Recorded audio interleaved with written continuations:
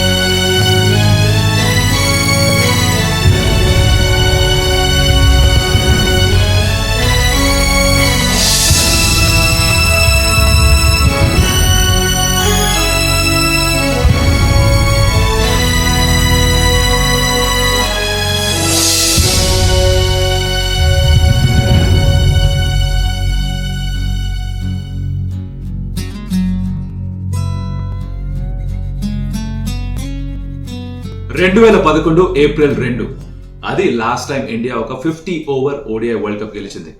14 సంవత్సరాల వనవాసం తర్వాత తిరిగి మళ్ళీ వరల్డ్ కప్ ఇండియన్ టీం గెలిచింది.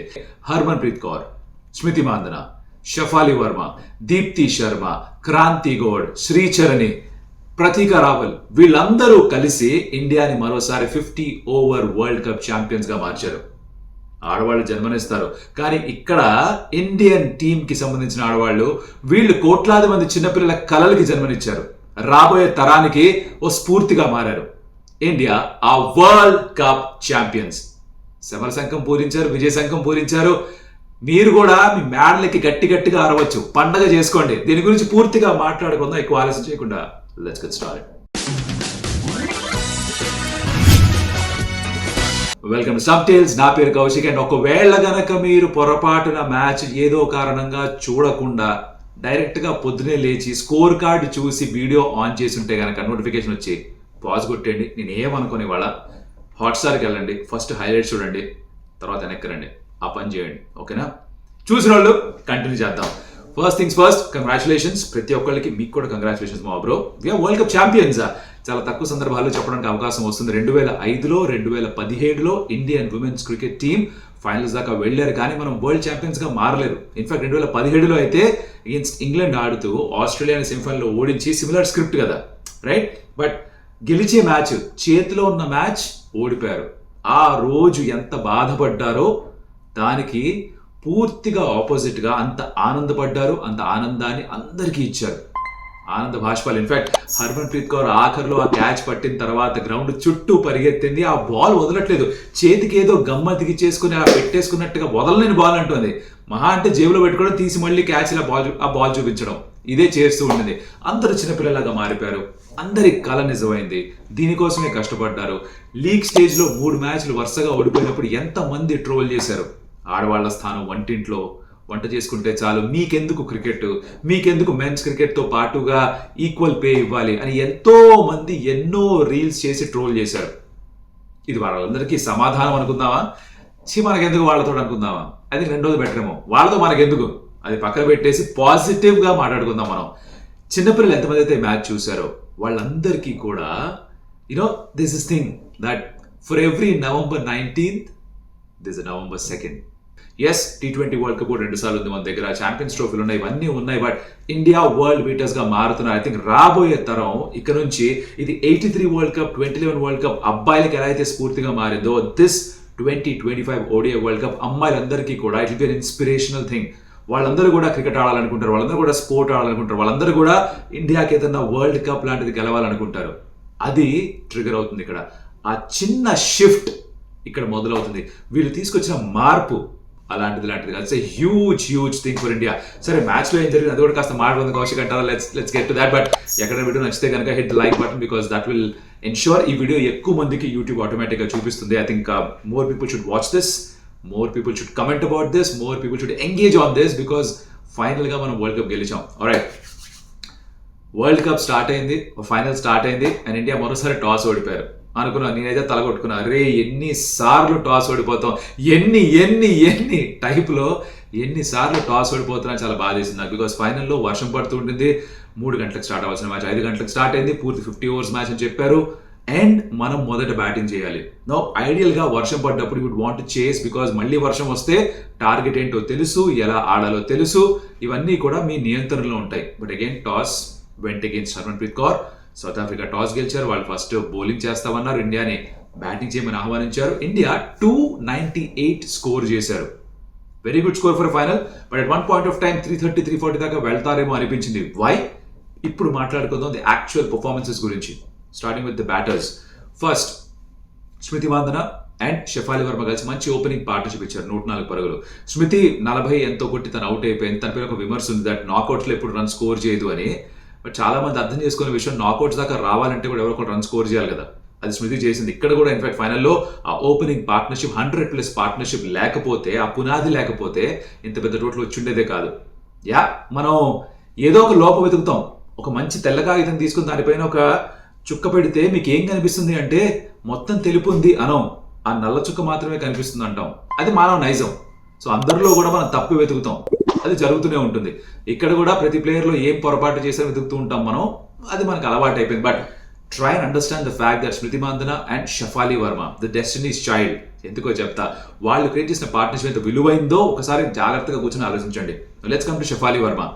డెస్టినీస్ చైల్డ్ ఎందుకు అంటున్నా? తను సెమీఫైనల్ కి ముందర డొమెస్టిక్ టోర్నమెంట్ ఆడుకుంటోంది, రైట్? లక్కీలీ డొమెస్టిక్ టోర్నమెంట్ ఆడుతుండేది కాబట్టి ఇంకా మ్యాచ్ ఫిట్నెస్, మ్యాచ్ ఆడుతూ ఒక 170 ఎంతో స్కోర్ చేసింది, బౌలింగ్ లో కొన్ని వికెట్స్ తీసుకుంది.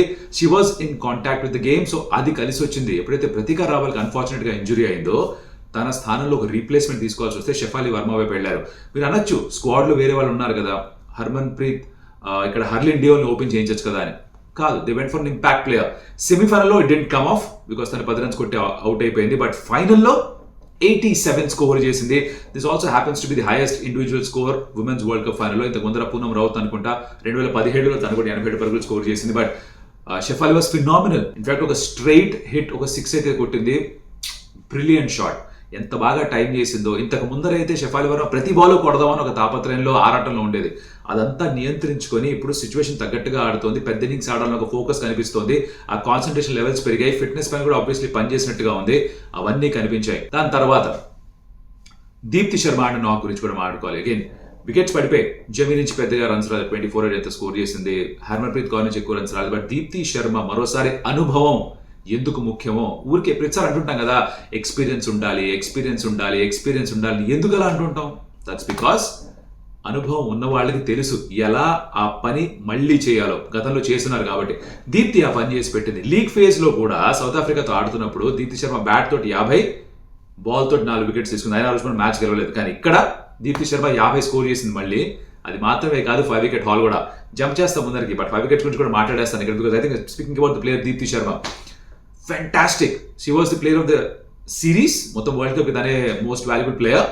బోల్డ్ వికెట్స్ తీసుకుంది, బోల్డ్ రన్ స్కోర్ చేసింది. ఫైనల్లో 50 కొట్టి ఆఖరిలో ఆ టోటల్ రావడానికి కారణంగా మారింది. ఆ ఇంపార్టెంట్ పార్ట్నర్షిప్స్ అన్ని నిర్మించింది.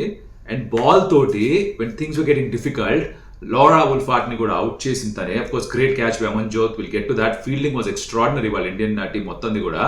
బట్ 5 wickets తీసుకోవడం, రైట్ టైంలో ఆ బ్రేక్ త్రూస్ అందిపడం, అది చాలా ఇంపార్టెంట్ రీజన్ గా మారింది గెలుపుకి.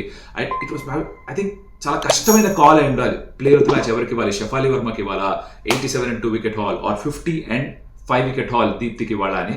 బట్ మోస్ట్ ఆఫ్ ది ఎవరైతే అవార్డు ఇచ్చేవాళ్ళు డిసైడ్ చేసి ఉన్నారో వాళ్ళందరూ షెఫాలి వైపు వెళ్ళారు. తనకి player of the match award వచ్చింది. బట్ దీప్తి కూడా ఆ కాంట్రిబ్యూషన్ ఏ మాత్రం తక్కువ కాదు. ఫినామినల్ ఎఫర్ట్ తన నుంచి కూడా.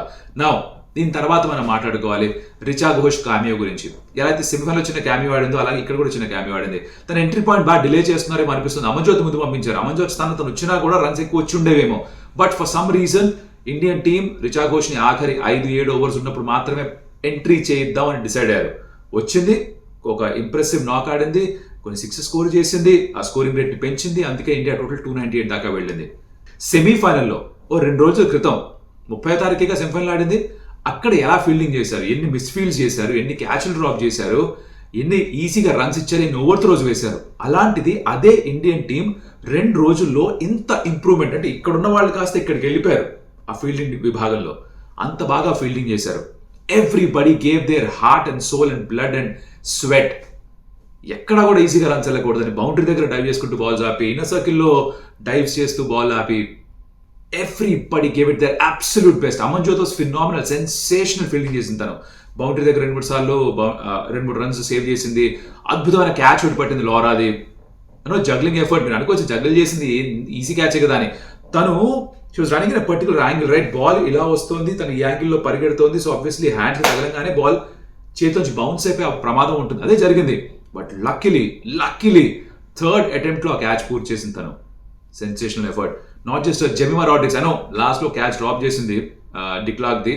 లైక్ యూనో అడపా అలాంటివి జరుగుతూ ఉంటాయి. బట్ ఐ థింక్ ఓవరాల్ గా she just lifted the entire team. మీరు ముందు రోజు వీడియో చూస్తుంటే కనుక మీకు తెలిసిదే అన్నాను, ఒక ఆవలింత లాంటిది మంచి ఫీల్డింగ్ అని. ఒకళ్ళు చూసి ఇంకొకరు ఏదైతే ఆవలిస్తారో అలాగే ఒకళ్ళు బాగా ఫీల్డింగ్ చేస్తే ఇంకొకరు కూడా చేస్తారు. అమన్జోతే స్టార్ట్ చేసింది. దేంతో స్టార్ట్ చేసింది? బ్రిట్స్ రన్అట్ తో స్టార్ట్ చేసింది. It lifts the team. మీరు బౌలింగ్ బ్యాటింగ్ చాలా బాగా చేయొచ్చు, కానీ ఫీల్డింగ్ అన్నది ఏదైతే ఆస్పెక్ట్ ఉందో క్రికెట్లో, అది మీరు మీ ఎలాంటి ఫామ్లో ఉన్నా సరే ఫీల్డింగ్ తప్పు చేయలేరు, బేసిక్స్ కరెక్ట్గా ఉంటాయి. అది చేశారు ఇవాళ. అమన్జోత్ రన్అట్తో డైరెక్ట్ హిట్ తోటి మొత్తం అందరి స్పిరిట్స్ లిఫ్ట్ చేసింది. దాని తర్వాత అందరూ కూడా చిరుతపులిలాగా ఫీల్ చేశారు. That was sensational. చాలా ఇంపార్టెంట్ ఫ్యాక్టర్గా మారింది. బికాస్ సౌత్ ఆఫ్రికా కూడా ఫీల్డ్లో 10-15 పరుగులు ఈజీగా సేవ్ చేశారు. India they match them every single step of the way. Bowling విషయానికి వస్తే శ్రీచర్ని వాస్ వెరీ గుడ్. మన తెలుగు అమ్మాయి అద్భుతంగా పర్ఫామ్ చేసిన through out the world cup. ఇన్ని వికెట్స్ తీసుకుంది. మొదటి వరల్డ్ కప్ ఆడుతూ టాప్ 5 వికెట్ టేకర్స్ లిస్ట్లో ఉంది. అది ఇంకా ఆడిన 9 మ్యాచ్ల్లో 6-7 సార్లు ఎకానమీ అండర్ 5. అది అమేజింగ్ పర్ఫార్మెన్స్. మొదటిసారి ఆడుతోంది. ఎంత అనుభవం తక్కువ తనకి, ఆయన ఇంత బాగా పర్ఫామ్ చేసిన తను. ఇది ఎలా అంటే ఇంటర్ ఎగ్జామ్ కోసం ప్రిపేర్ అయ్యి వెళ్ళి ఎగ్జామ్ సెంటర్లో కూర్చుంటే ఇంజనీరింగ్ పేపర్ ఇచ్చారు, ఎలా ఉంటుంది? కంప్లీట్ అవుట్ ఆఫ్ సిలబస్, అసలు out of context. Shafali Varma bat తోటి రన్స్ ఓకే, బాల్ తోటి వికెట్ తీసుకోవడం ఏంటి? అసలు ఎందుకు తన బౌలింగ్ వేసింది? మీకు గుర్తుంటే కనుక లీగ్ ఫేజ్ లో సౌత్ ఆఫ్రికాతో ఆడినప్పుడు హర్మన్ ప్రీత్ ఒక 4 ఓవర్స్ వేసింది. చాలా మంది అన్నారు తను వచ్చి బౌలింగ్ వేయడంతో మొమెంటం మిస్ అయిపోయింది, అప్పుడు యాక్చువల్లీ వికెట్స్ పడుతుంటే రెగ్యులర్ బౌలర్స్ వేయించి ఉండాల్సింది, ఇంకో 1-2 వికెట్స్ వచ్చింటే మ్యాచ్ గెలిచిండే వాళ్ళు. హర్మన్ ప్రీత్ వల్లే ఓడిపోయాం, ఆ బౌలింగ్ వల్లే ఓడిపోయాం అన్నారు. ఇక్కడ హర్మన్ ప్రీత్ ఎందుకు అనిపించింది, షఫాలి వాళ్ళ బ్యాట్ తో అంత బాగా ఆడింది కదా, ఇవాళ తన రోజు కదా, బాల్ కూడా ఇచ్చి చూద్దాం ఏమో ఏం జరుగుతుందో అని. ఒక ఓవర్ ఇద్దామని అనుకుంటా.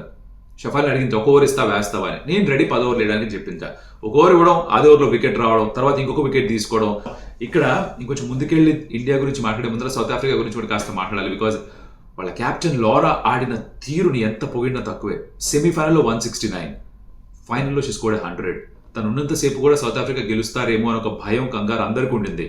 తను అవుట్ అయిన తర్వాతే అమ్మయ్యా అని ఊపిరి పీల్చుకున్నారు ఇండియన్ టీం మొత్తం అంతా కూడా. She kept them in the hunt. ఎంత కామ్నెస్, ఎంత కంపోజర్, ఎంత కాన్సన్ట్రేషన్, ఎంత స్కిల్ చూపించింది తను. That was something to be really appreciative about.